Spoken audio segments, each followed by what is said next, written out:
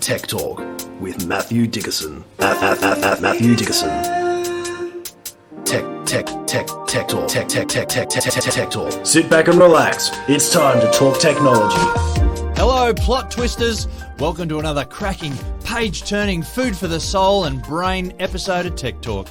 Herein lies a chapter after chapter of mental nourishment, so find your comfy space, pour a warm cup of something special, and settle in for a sizable dose of what's good for you. And here he is, with 99% more fact than fiction. It's our storyteller extraordinaire. It's Matthew Dickerson. How are you, Matt? Well, I've got sore legs because I ran in the city to surf on the weekend, which is a 14-kilometre That's a decent fun effort. Run. Well, I always worry about the fun run concept. Yeah, I don't know that it's really fun. But anyway, it's a good challenge. I've seen the photos. You weren't laughing. No, I wasn't laughing at the photos. But that was the impressive part, I think, or scary part. After the event, you received an email saying, congratulations, you've done this, that's all wonderful. Would you like to see some photos? And you think, oh, that'd be nice. I wonder how they'll identify. Maybe a photo of you at the starting line. You don't remember seeing someone with a camera, did you? Well, there were cameras all over the place, of course. Lots of people out there with cameras. And I thought maybe they'll track it with a number on your jersey, on your shirt there, because that makes it pretty simple, surely. But it then said, take a photo of yourself, upload that, and we'll look through the photos. So I didn't even ask you for the number? Didn't ask for the number, just a photo. And I thought, well, I'm not going to look quite the same today. I'm sitting here relaxed after the event. Worrying me already. Surely I should put a grimace on my face when I take the photo. But no, I'll just take a photo. I'll be sitting here nice and relaxed. Run around the block 40 times and get a really red face. And nothing like that at all. And I took that photo, sent it, and within seconds I received a link to say, here are some photos of you. 38 photos of me. What? And when I looked through those photos, there were photos from above, from side on, a group of people of maybe 40 people, and there I was. Some photos I thought, they've stuffed up that. Oh, no, there I am in the corner. So it's not like you were front and centre for each one. You might have been in the background or... And my number couldn't be seen, so it wasn't if they matched my face with the number and then just used that. Wow. And it was pretty incredible. Out of how many runners? 80,000 or so? Close enough too. And my kids did as well, my wife, and they all did the same thing. There were 38 of me. One of my kids had 60 photos of her. But in all of those, there was not a single photo that we weren't in. Maybe the other ones they thought, maybe they're in that, we won't give them that. So everyone... Definitely. There was some where I was a bit too close to the camera, out of focus, but still it picked up. I think the one, or a couple of ones that impressed me the most were the side-on shots. I took a photo to upload of me front on. Oh, and it put you in a profile and it picked you. It had some profile shots of me, and I just looked at that and went, how did they do that? So the AI and the technology in facial recognition is quite incredible. Now, even with the kids, so we've got 4 kids, they ran in it, and my wife, and I thought maybe the facial bone structure, maybe we look similar enough that maybe it'll mix up, especially I've got 3 children that are females, and maybe my wife, maybe it'll mix up some of those female faces, but no, it didn't. It picked them all spot on. Wow. My son can unlock my wife's phone. So his facial structure is close enough to my wife that his face will unlock a phone. So I thought maybe it'll mix those up. But not close enough to fool this camera. No. So I was... AI, shall I say. Yeah, right, okay. So no more hiding in a crowd is what you're telling me? No. Royal Easter Show, I can't commit any crimes and just run away? Now I know why some people went dressed up as Superman, Spider-Man, etc. with a mask over their face. Right. But I think this was so impressive it might have even picked up that bone structure and picked up those. So it was a well-organised event for a start. Your aura. Well, maybe it was just the aura, but I just looked at that and went, that's impressive and scary and incredible all at the same time. So if you think you can hide in a crowd, then give up now. Well, that's enough for our preface today. It's time to dig into Chapter 1. For anyone on the land, containing livestock is not without its frustrations. Fences are fantastic while they're intact, but a mongrel to maintain sometimes. A fence in disrepair is a ticket to freedom for the entire herd. So, virtual fences are starting to become a bit of a thing in Australia. Far from a new technology, smart collar systems have been adapted for the dairy industry in Tassie, now to muster and monitor your cattle. But they're not for everyone, Matt.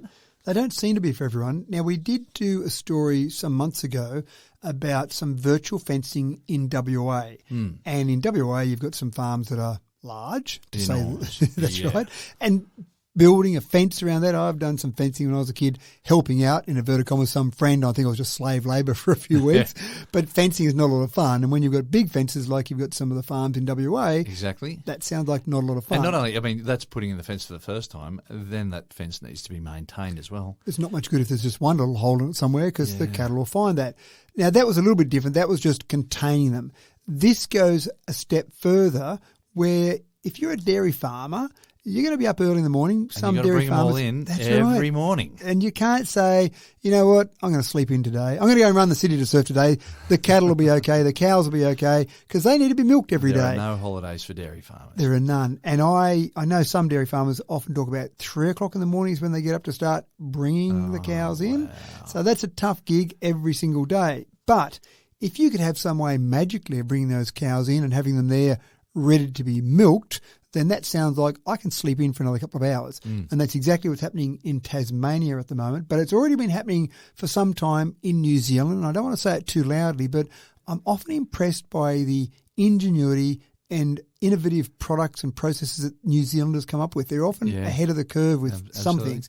There's 100,000 cows in New Zealand that have some of these smart collars. Now, these smart collars, which is where we get a bit of controversy, they provide sound and vibration cues to direct the cattle into where they need to go. So better than just you're about to cross a virtual fence.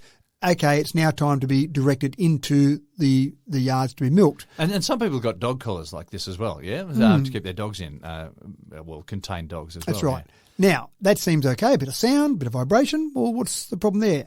But the way they learn definitely that they should take notice of the sound and the vibration is if they go too far, they get a little zap. And that's where organisations like the RSPCA says, we don't really like the idea of those little electric zaps. I'm sure they don't like electric fences as well, but electric fences are much more severe on a cow than a collar, an electric shock on the collar. But again, I can imagine that doesn't feel that pleasant. But having said that, if I was a cow having a nice little slumber at 3 o'clock in the morning and a cattle dog came nipping at my heels, I don't think that sounds that pleasant either. I'm not trying to trivialise this whole electric shock, but that's, I suppose, where we're at. There's a way of directing these cattle. And I'm sure they probably don't need too many electric shocks before they finally say, I've learned that if I don't listen to that sound or take notice of that vibration, there's something unpleasant coming next. I'm going to go and take notice of that vibration or that sound. Yeah, I'll give you that. Cows probably learn reasonably quickly. Sheep, though, I think probably wouldn't. Anyway, we're not doing this for sheep. This is just for dairy cattle for the time being. So there's one Tasmanian farmer that's got 1,300 dairy cows. He's been using that for some time and he's finding it absolutely fantastic. He's feeling much healthier in himself because he can sleep in a bit more. But the interesting part is that these products are banned in New South Wales, Victoria, the ACT and South Australia. That's under various animal welfare acts. So we're not going to see them in some of those states straight away. Interesting in the same country that we're happy to see them in Tasmania, but not some other states, and happy to see them across New Zealand. So it's interesting. There's been a bit of work being going for this type of technology for some time.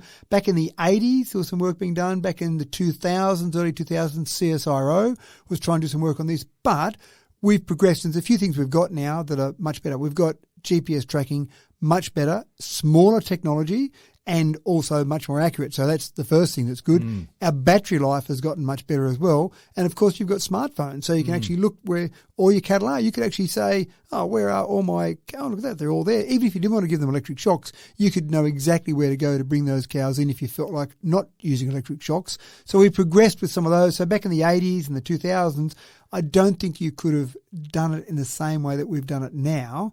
You've also got the ability with solar panels on these collars to keep batteries charged up. These aren't exclusively solar, but the solar keeps it topped up a little bit so you're not having to charge it as often. So a whole range of advantages we've got now, whole range of technologies that have progressed that allow this to happen. It's just whether or not you'll get organisations like the RSPCA to say we're actually comfortable with the limited times they might be shocked before they learn from the overall experience. Look, there's a couple of reasons why I'm not a dairy farmer, but one of them is the 3 o'clock starts. I reckon if you could hit the snooze button on your alarm and part of that is just bring the cows in as well, I reckon that'd be a real draw card. That's right. Well, you're right. So I was wondering why you weren't a dairy farmer. farmer, but now I know it's It the was 3 a o'clock distinct start. lack of cows to start off with, but 3 o'clock starts aren't good for me. And there's a bit of opportunity there for technology companies as well. So, for example, one of these companies charges $8.50 per month per cow. And that sounds like a reasonable income you could generate from this technology. But again, if I was a dairy farmer, to sleep in, I think it'd be worth the $8.50 per cow per month. It's got to be more efficient overall. Surely that's got to be a big part of it. For sure.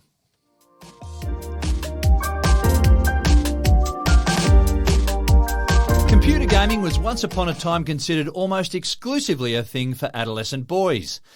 But those boys have now grown up, of course, and are now in their 50s and 60s, and they're still gaming. Times have changed, and so has the demographic for marketing computer games, as it would appear the market for video and computer games has swollen in 2023 to include pretty much everybody old enough to operate a device. Matt, what are the current stats on people who regularly play video games? I love this image that we have of Aussies, that we're all bronze, buff. Outdoor sorts. That's right. Yeah. Surfies maybe. We've got 10,000 beaches or more, so surely across the Life world... be in it. That's it. Surely across the world, everyone thinks those Aussies, they're so lucky. They're all bronzed and buffed and they're out on the beaches. But when you read the latest data from the Interactive Games and Entertainment Association, the IGEA, they've published the latest results. And they published these results. The survey says. Yeah, that's right. Well, the survey says we're not a bunch of bronzed Aussies. What we are is a bunch of gamers. They only surveyed 1,219 households, so it's probably not enough to give us a comprehensive view, but that's about the same number they use, and it's Bond University that have done this, so surely it's got some scientific basis for it all. And that's been a similar survey they've been doing every 2 years since 2005. Now, you've got COVID-19 that you need to throw in there. So gaming probably went up during that, but we've come out of the back of that now, so surely it's settled down a bit. But 81% of Aussies now play video games on a regular basis. 81%. Yeah, okay. That's a big number, isn't it? 94% of households have at least one gaming device in the household.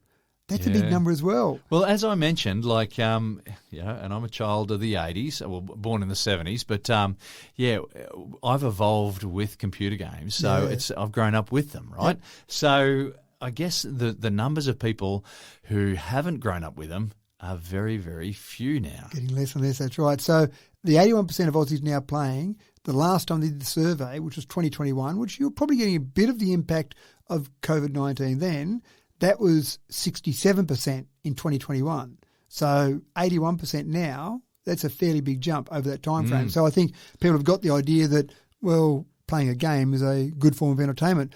Back in 2019, say, for example, many people probably watch TV, whereas now a lot of those people are changing to streaming and to gaming. And don't forget the gaming designers as well.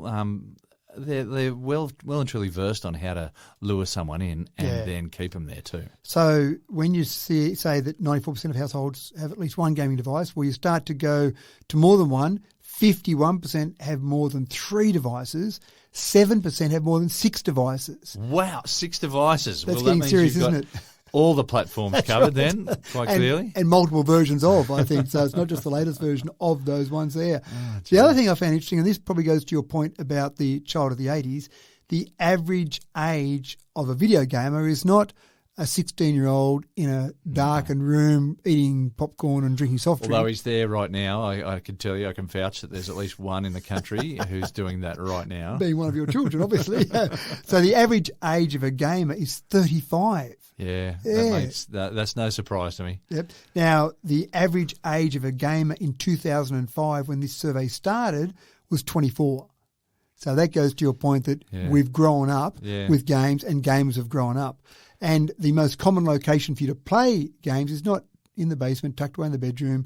It's 34% in the lounge rooms. That's the number one. Yeah. So, and again, you think it might be the middle of the night. 41% of gamers said they play at night, but 62% said they play during the evening. So that's interesting. And the other one that I thought was quite interesting is I thought that first-person shooter-style games would be at the top of the list, things like Call of Duty, regularly rated as the most popular game. But the puzzle genre is the most popular type of game played at 36%. Action adventure is still up there at 32%. Yeah, I've got to say, I'm not playing a lot of video games, but the games I tend to play now are just puzzles. Yeah. Interesting ones where you can solve problems. I mean, I used to love Lemmings a long time ago. I just love the puzzle-solving aspect of Lemmings. So it was a great game. Yeah. Females have gone up a lot. 48% of all... Just rekindled some memories there. The old Lemmings. You stupid idiots, I'd why are you falling off that that. cliff? But 48% of all gamers are females, so that's gone up by 2% since the last survey.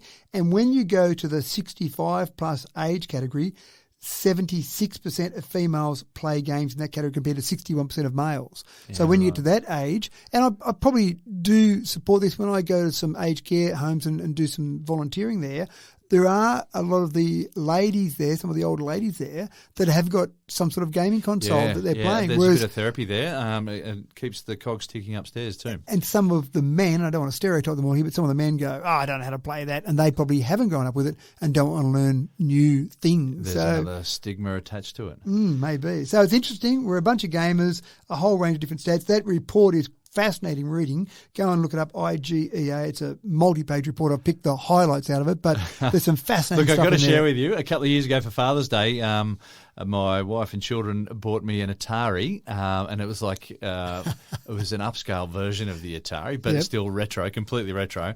And rather than having the cartridges that you had to load in, still had the same old joysticks, the retro joysticks and all that sort of stuff. But all the Atari games were all loaded onto the console in a hard drive there.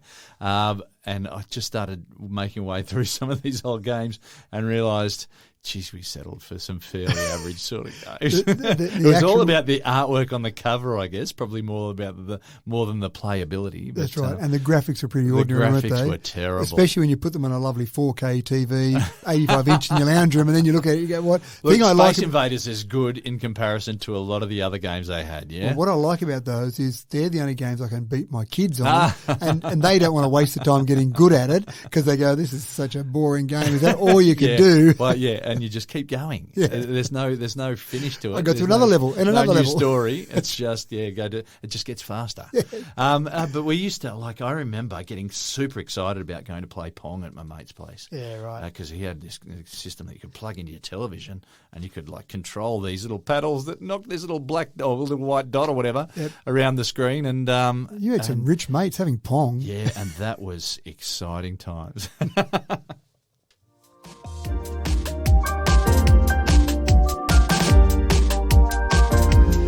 Tapped into the Cameo app yet?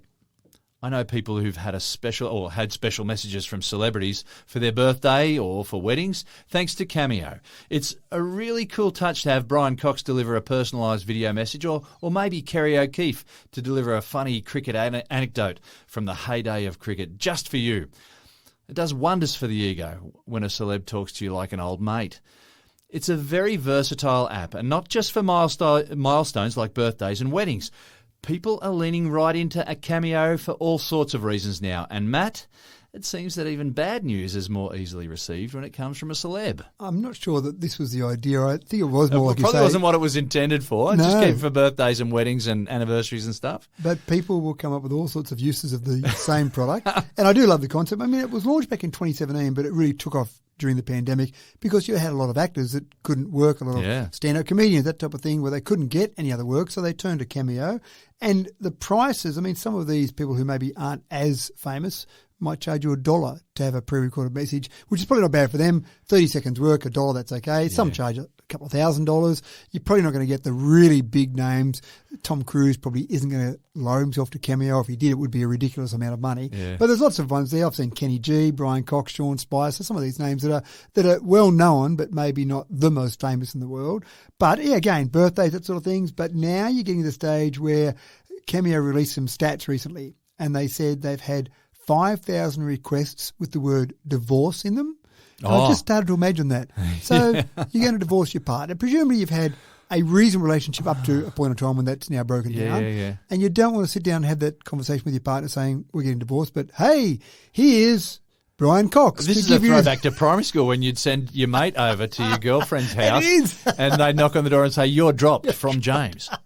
And that's it, and then storm off. But that's exactly it. So you can do that with Cameo now, but you can get Brian Cox to do your dirty work for you. And it might be one of those things where you pick someone that your partner is a great fan of. So, look at this. I've got a message from someone who I'm really excited to hear from. No. And by the way, I'm giving you the news of your divorce. So then you've got mixed emotions. You go, I'm not really happy about the divorce message, but gee, I got it from. Yeah, wow, that's not so bad. The other one that they had 5,500 requests was apology or I'm sorry. So again, how can you be angry at your partner, for example, when I'm sorry delivered from someone that you are a big fan of? Yeah, look, while I'm listening to the message, I think that's lovely. Oh, that's awesome. And then I'd remember, she didn't give me that message herself. No, let's go back to that. But look, not that there's. I can see that coming to me any time in the future. Hopefully not, honey. And another 1,000 they had with job quitting, and I can see that one. Some people don't want to go and talk to their boss. Maybe they don't want to say exactly why they're quitting because maybe it was about their boss themselves. And one guy said he spent $30 on a job quit message, so not much. He said, the best $30 I ever spent because I wanted to say some things to my boss that I wasn't prepared to say in person. But getting a celebrity to do it, then absolutely right. Wow. I'm happy to do that. So it's actually quite interesting about what they're doing. And I can see stand-up comedians having a huge amount of fun with this. Imagine saying, can you just deliver a message, put your twist on it, and of course, stand-up comedians, they go all risk or no risk, all reward from their perspective. They can say whatever they like because they don't have to face up to them. That person's still got to face up to them. So I do like it. So if you want to go and have a search on Cameo, there's another couple there that do something similar. There's one called Thrills with a Z rather than an S, another one called VidSig. So again, it's just one of those random things. Someone came up with a random idea, and this company was valued at over $1 billion in 2021. So a random idea that obviously generated some serious returns for someone out there. Good luck to them. See the need, feel the need.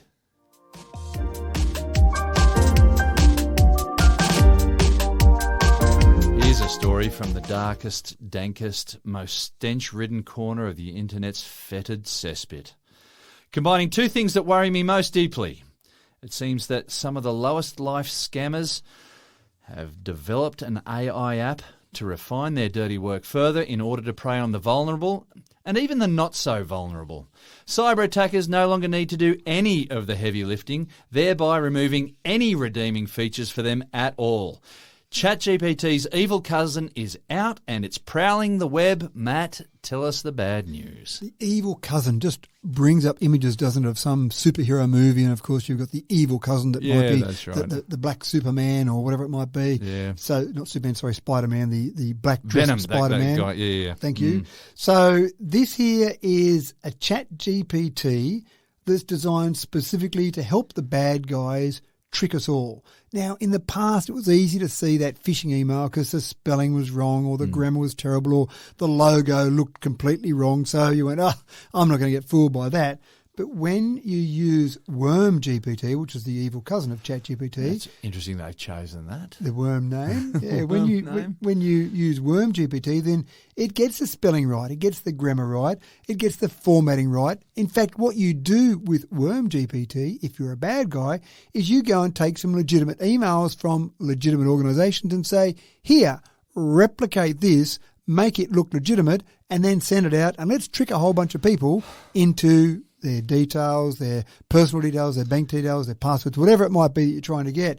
It'll even take some of the voice, speech, video, some of the conversations and use that to help trick people. It'll manipulate images to make it look just like the real thing. So forget about someone playing around with some desktop publishing package. You just use AI to do all of this now.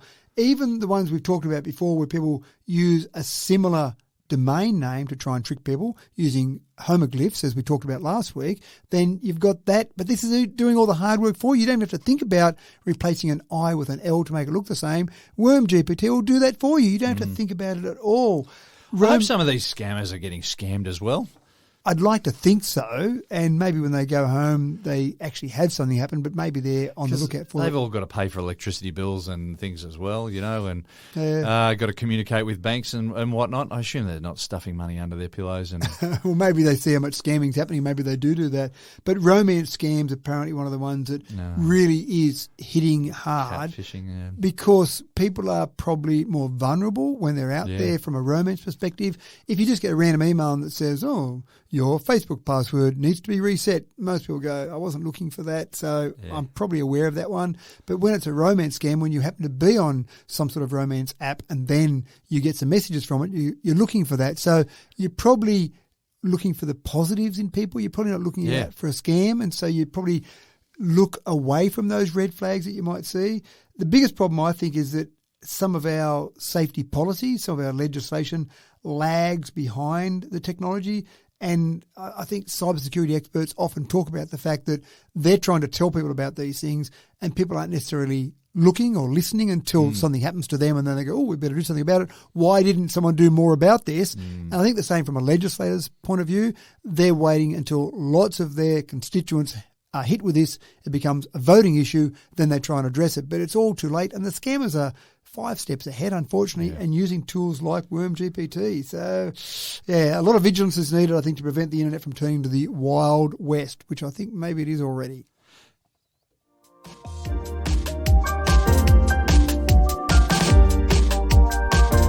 Well, on to some better news on that front. Telcos have been busy stepping in as a first line of defence against phone scams, and a new report has released that over 1 billion ill-intended calls and texts from miscreants were blocked in the last financial year alone. Matt, chalk one up for the good guys at last. Miscreants. Gee, I think you just offended a lot of scammers out there. Some of them think they're legitimate business people, James. Miscreants. How insulting to them. I don't think any of them think that they're legitimate business people, and they all know that they're scum-sucking lowlives. Well, I hope so. So you're right, over 1 billion scams were blocked by service providers. In the last quarter alone, so this is a financial year analysis or report, in the last quarter, 256 million calls and 85 million text messages were blocked. So that's sounding good, I think. And this is where I'm... So if you feel like you've been dealing with a lot, just think about all the ones that were caught before they got to you. Correct. Now, here's the thing that I'm not sure about, and the report doesn't know the answer to this either. A 33% increase in the last financial year compared to the previous financial year. Now, was that increase because they're getting better at picking up some of the scams? Was that increase because there's a lot more out there? There's a lot more, yeah. Now, they're trying to improve the technology all the time. You'd like to think that it's getting better at picking up some of these scams, but it may be just such an increase in volume that they're naturally picking them up. So who knows what the story is there. So what you're telling me is if you are a miscreant who suddenly gets conscience, perhaps you go and visit the telcos and say, look, I've been doing this. Hey, I've got some ideas about how you could stop it. That'd be fantastic. And then you can redeem yourself. Yeah, maybe getting some of those scammers in there to give all the tricks that they try and use to get past, and that would be a fantastic idea. You could have a clean conscience after 10 years of doing that or so. 10 years at least. At least, that's right. Now, we have reported losses, and we've talked about this before. The number's got to be much higher. The reported losses in the calendar year 2022 in Australia, 3.1 billion in scam losses. Who knows what the figure is if you took into account all the unreported, but of course we always say we don't know those because they're unreported. That's an 80% increase over the previous year. Yeah. So even though we've got all these people listening to Tech Talk, being aware of all these things, people are still getting... is sucked in the wrong expression. I feel like they're not really being sucked in. They're so clever, these scammers, about how they do it. It's conning at its most refined, isn't it? Yeah, it is. Now, there is a scam SMS industries code that's being produced and refined to try and identify, trace and block suspected SMS scams. And also we're getting to the stage, it's not there at the moment, but the government's providing funding for SMS sender ID registry to try and combat spoof tests. So, for example, Linked, LINKT, or MyGov or Australia Post, some of those ones where you see it come up from an organisation, there's some funding that's being provided by the government to try and stop those, so that there's got to be a process when you get a legitimate text from Linked, then it will actually show that, yes, it's legitimate, and someone that tries to scam that or spoof that won't be allowed. That's not in place yet. They're trying to get to the stage where you'll get to the stage where you can't spoof those brands, but it's not quite there yet. So we're progressing. The government's trying to do it, but as we keep talking about, some of these scammers are a few steps ahead. Yeah, you build a bigger mousetrap and Mother Nature will build a bigger mouse. Exactly right.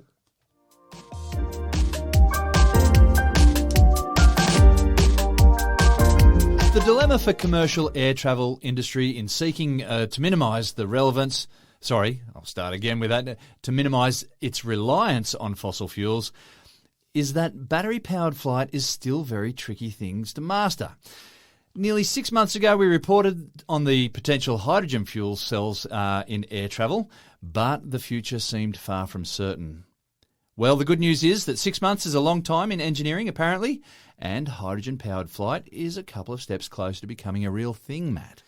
COVID-19 obviously was terrible for many people around the world. People died. I don't want to trivialise COVID-19, but one thing it did do was reduce the amount of air travel and therefore reduce the amount of pollution from air travel.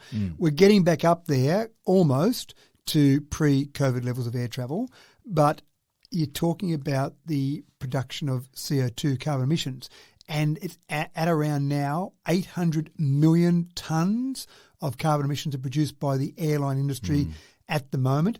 They're talking about that being on track for 1,000 million or 1 billion, if you like, tonnes of carbon emissions by the year 2030, unless we do something about it. Now, we don't want another pandemic to come along to reduce that. We want some other ways.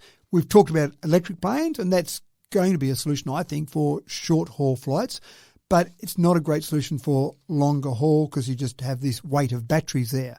But hydrogen certainly is a fuel that's obviously being able to produce clean of CO2 if you have green hydrogen produced, and it's something that you can refuel quickly. So there's lots of advantages for hydrogen, but it hasn't got a lot of energy density unless you produce it or store it as liquid hydrogen. Then you've got pressure, you've got containers that have got to be very solid to contain that. You put that up in the air when you've got lower air pressures. There's a whole range of issues there. But they're persevering nonetheless. And there's one company, Universal Hydrogen. They've got a Dash 8, and many people are familiar with Dash 8. Qantas flies Dash 8, for example. So many common plane. Yeah, common plane. They've retrofitted a Dash 8. So this is a 40-passenger version. There's a few different Dash 8s. There's a 200, 300, 400 example. But they've retrofitted one where they're now doing flights, and they've done a number of them at 10,000 feet, so not at the height they normally fly, but they're getting there. They're flying at speeds of about 170 knots, again, not the same speed you normally fly at, but they're getting there with their testing. So that's a good sign. So you go, well, fantastic. Not going to be used for commercial air travel yet, but one of the great things about using a plane, a common plane like a Dash 8, is you've already got the airframe itself already with approvals in place. So you're not trying to get approvals for a whole new plane, just the propulsion method. There's another company called Zero Avia. Now, they've got a Dornier 228. I'm not familiar with that plane. I haven't been on one of those. But they've also been flying. They've done a number of test flights at 5,000 feet at 150 knots. So, again, getting there slowly but surely. And even if you're talking about e-kerosene, which we've done a little bit of a story before on e-kerosene, when you talk about hydrogen, for example, you'll still produce 1/3 less CO2 out of hydrogen than you will out of e-kerosene. So e-kerosene, some people are saying, well, that's the solution. Leave everything else the same and have some form of e-kerosene, which is better for the environment than normal kerosene. But it's still producing a fair bit. Yeah, it's still kerosene. So I think we're going to see actually, it's interesting. If I had to make a prediction, I think we'll still see short-haul flights. I'm talking about flights of an hour and a half, electric planes. When you start to get flights a bit longer than that, I think we'll see hydrogen. It's a long way before we'll see Sydney to LA on something other than kerosene. I think that's still a real challenge, but there's a lot of short-haul flights. There are still a lot of short-haul flights there. If you can change those, that billion tonnes of carbon emissions by 2030, I think that's the real challenge for airlines to get that figure down dramatically. And you could own your own private jet without having to have the guilty conscience. Do they have a guilty conscience, the people that got a private jet? I'm not convinced.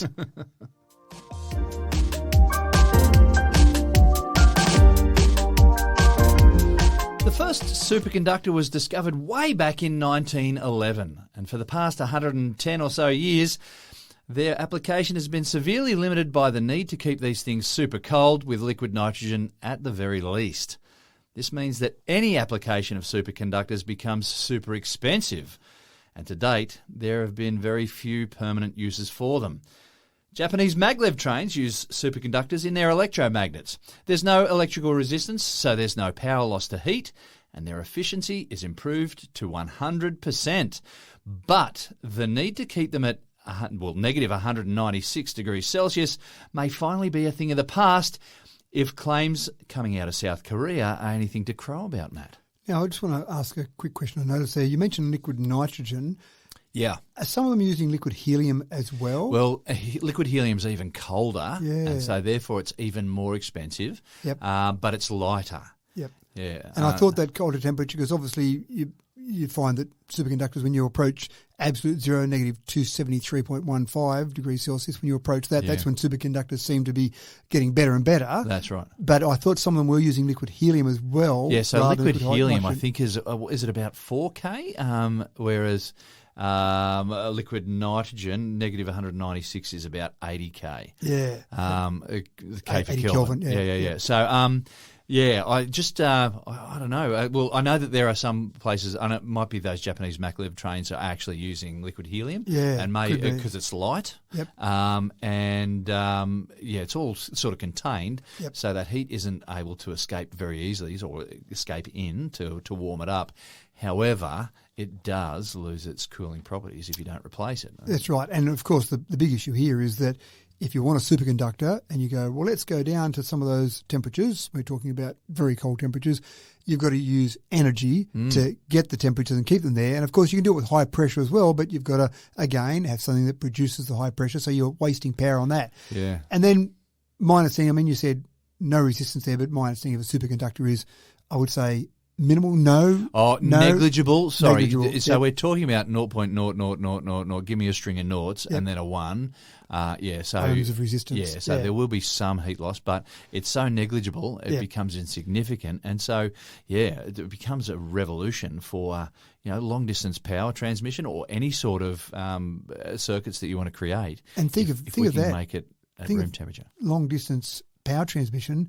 I've seen figures anywhere from 10% to maybe even up to 15% of the power we produce is lost in transmission. Yeah. Now, you have extremely high voltages to try and reduce that loss. So that's because you drop the current. When you get a high voltage, you get less current, and Yep. so you get less resistance. However, if you could allow for lower voltages, Yeah. So then P that might- equals IV. So Yeah. obviously, if you increase that to keep the sound power, you increase the voltage, reduce the physics current. class, you're getting all this down. Yeah, I hope sorry. I'm just I'm talking sure out to that- my physics class there. That's yeah. right. This would be all off the top of their heads, wouldn't it? But yeah, so P equals IV, and that's why you have these 550 kilovolt lines, for example. But again, you still, even with that, they're the figures that and I don't have that data in front of me here, but off the top of my head, I've seen anywhere from 10 to 15%. So imagine if you could use superconductors on those transmission lines, Yeah. and then if you took your 10 to 15% down to, as you say, point lots of zeros, 1% of transmission loss, that's 10% or 15% less power you had to produce in the first place to get it out to the grid. Yeah. So that's all fantastic at very cold temperatures or very high pressures, but the holy grail is the superconductor at room temperature. Yeah. Having a superconductor when you've just got it out on transmission lines, out in the paddocks, and you go, hey, look at that, we've got a superconductor there, and we'd have to keep it extremely cold. And look, I heard the Germans did this a couple of years ago, but it was like for 1,000th of a second. It was completely impractical. What have the Koreans done? Yeah, so the Koreans, this is in South Korea, they said they've got a product called LK99. Not sure why they've come up with that name, but they're claiming this to be a room temperature superconductor. Now, they've uploaded some papers. They've shown a video of it in operation. This is all incredibly exciting for the scientific community and would have huge implications. So you talk about maglev, you're talking about fast trains, you're talking about transmission of power, you talk about computers, quantum yeah. computers. Have you ever had your laptop sort of getting a bit hot on your lap there? Yeah. We're talking about keeping all that energy just for driving the computer and losing nothing as heat. That's right. We lose so much. You just go and put your hand over a light bulb. I mean, most LED now, but over an incandescent light bulb, there's a lot of heat produced there. So get rid of the heat out of the equation, and suddenly you've got this whole. Well, an incandescent light bulb's not going to work because it actually needs. Anyway, let's move on. It needs the heat, so it needs you're that right. resistance. But anyway, let's move on. Sorry, good point. But you are losing heat in just normal transmission power. In any sort of circuits through your house as well. Yeah, that's right. So now the claims are being made by some researchers, but it hasn't actually been tested and proven yet. They've done the uploads, they've shown it stopping off. me from getting excited, Matt. Well, that's right. And even if this isn't it, even if this isn't the solution, we're getting steps closer. Yeah. And even if it wasn't a superconductor and it just had incredibly low resistance, then that sounds like a good thing as well. If anyone nails this, it's basically write the check for whatever you want to be worth in 5 minutes' time, because someone would pay a lot of money. And imagine the factory that was going to produce these for all of those transmission lines, all of those copper and aluminium cables that are out there in some new superconductor, it would be quite incredible. But keep your eye out there. I'm not convinced it's definitely out there and happening. Just I've read a bit of skepticism by a few other scientists at the moment. I'm not seeing the whole scientific community. Me, is this like the perpetual motion machines as well? No, I hope not. Superconductors are possible. We know they're possible, unlike the perpetual motion machine. So hopefully it's not quite like that. But I'm just not excited yet. I'm not as excited as you at this stage because I want to see some other physicists saying this is okay, and I don't want to see them on Cameo saying it's okay. I don't want to see Brian Cox on Cameo saying the new superconductor from South Korea, OK99, is fantastic. I want to see some other scientific papers. Well, there are physicists who are going to find it very hard to contain their excitement if it does end up being legit. Yeah, and exactly right. This is the holy grail, isn't it, in terms of physics at the moment. It's one of the things we know is possible. This one and our next story too, so stay tuned for that. But, yeah. Anyway, keep an eye on that one. That's happening. What the South Koreans are up to with their superconductors. What are the North Koreans doing with their superconductors? Yeah, they can't tell us.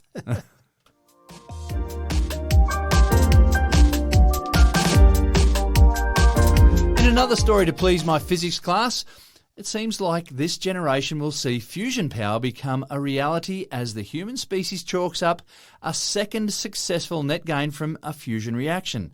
It's happening, guys. It's happening. Matt, this is a big deal. And it could be a step towards a solution for a society in the midst of an energy crisis indeed. So just to make sure people understand what we're talking about here, so fission is obviously what most people are familiar with in nuclear reactors. Yeah, and also fission was, I think, what allowed Oppenheimer to do his magic, if you've seen that movie. That's right, a topical thing at the moment. So fission basically breaks apart atoms and you get the energy from that. E equals mc squared is an important part of that equation.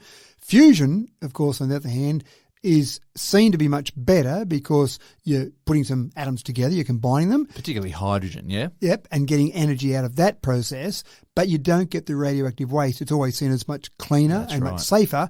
And there's a little thing called the sun that seems to be okay with fusion. That seems to have worked for a little while. The sun does a great job with its fusion, and so we suck that energy using solar cells and whatnot. Yeah. But if we could do it on Earth, we're not going to be losing all that energy that we're creating in 3 dimensions out into space. Yeah, well, that's exactly right. So fusion is seen by many people, and some people that talk about the energy crisis and talk about renewables. Oh, I don't get renewables, just go and get some fusion reactions happening. Well, there are some people working on it, so it's not like a brand new idea that we someone's talk come about up with. Cold fusion. It's still running very hot, but to get fusion to happen, you've got to get these atoms at very, very, very hot temperatures. And that's the big secret, isn't it? If you can get more energy out, because obviously there's no point if you've got to put more energy in than out. That's right. But they did a test back in December last year, and they produced 2.5 megajoules from 2.1 megajoules input. So there's a lot of energy put in, as you say, there's a lot of energy to make it happen. Yeah. And then you want to keep it going, obviously, like the sun seems to be able to keep going.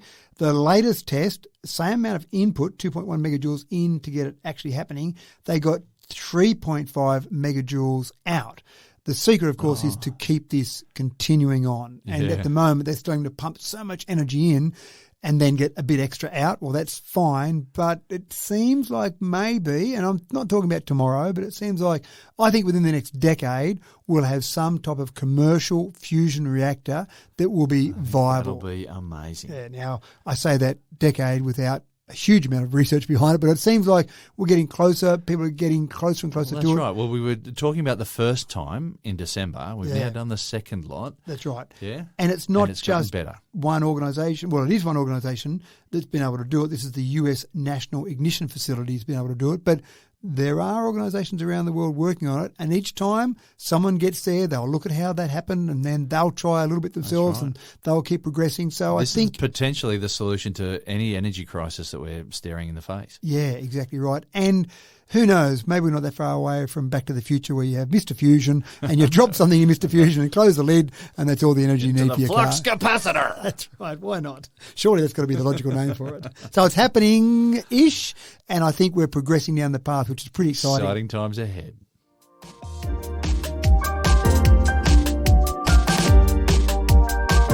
This next story is either a message from a higher power or some A-grade digital blasphemy.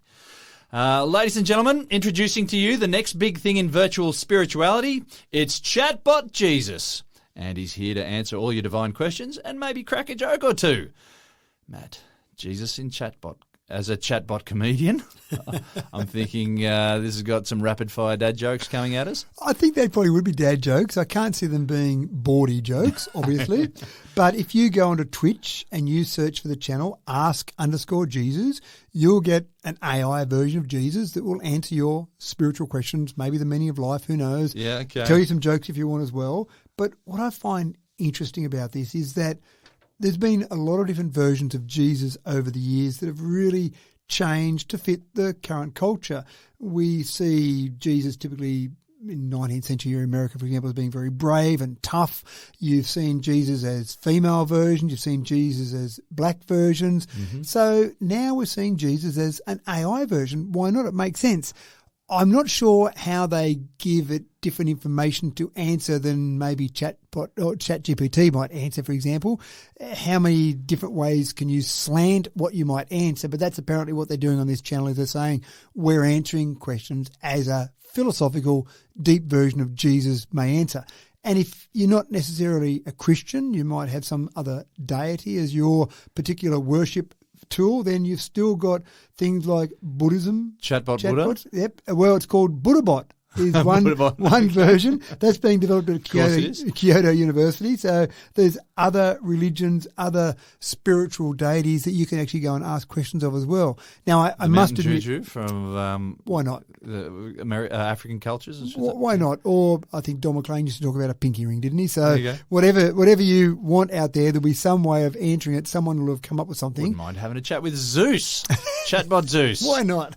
But I'm still intrigued, and I must admit I haven't gone and tested these out. I like to test some of the things we do, but I do wonder how different the answers would be just to ChatGPT. I'd like to just go to ChatGPT, ask a question, and then go to BuddhaBot and ask Jesus and Zeus, if you like, and see how different the answers are, because maybe they're just all the same, because they're all presumably scouring the internet, pulling all this information in natural language tools, and then answering along those lines. Is it okay to be sceptical if you see videos of this thing walking on water? Virtual water, of course, you're talking about there. So yeah, it's all CGI. Yeah. But it is interesting, isn't it? It's interesting what we come up with. There's a lot of people around the world, and they've got different ideas on how to approach things. So someone obviously said, why not? I don't know if the Pope has given it the official stamp of approval yet. Maybe it's not au fait with the Catholic Church just yet. No, not quite. But we did that story a few months ago as well, where there was a sermon written by AI, and then that was used at a conference to display what you could do. So why not? AI is in so many parts of our lives. Why not in religion? Yeah. If anyone could answer the question of the meaning of life rather than Douglas Adams, then that sounds like a pretty good thing. But again, I don't know that anyone's really nailed that one yet. We'll wait and see. And with that, folks, our story is all done for today. And the good news is that everybody lived happily ever after. So well done, everybody, I guess. Thanks for another cracking Tech Talk, Matt. I'm just not sure what to do from today. I want to go and play with some Cameos, but I've got no bad messages to give to my family. Maybe I'll just do a birthday wish for someone. I love the idea of those Cameos there. I think it's fantastic. Yeah. So send some spoof Cameo messages. Yeah, why not? Divorce messages to... No, that should be fun, shouldn't it? No, And what could go wrong with that? That's funny for 0.3 of a second. Room temperature superconductors and cold fusion reactors. We are busting out the manacles that have bound us for the last 200 years, I tells you. And the way we access energy is going to change in a big way over the next 30 years. You mark my words. This world is far from a boring dot in the universe. Thanks a bunch for tuning in again, folks. Tech Talk with Matthew Dickinson is 100% naturally grown from the finest seeds of science and technology. And it is a pleasure to bring you the fruits of the harvest week after week after week. I'm James Eddy, and I look forward to when we can cross paths next time, which, all things being equal, will be in no more than 7 days' time. In the meantime, take care, and catch you there.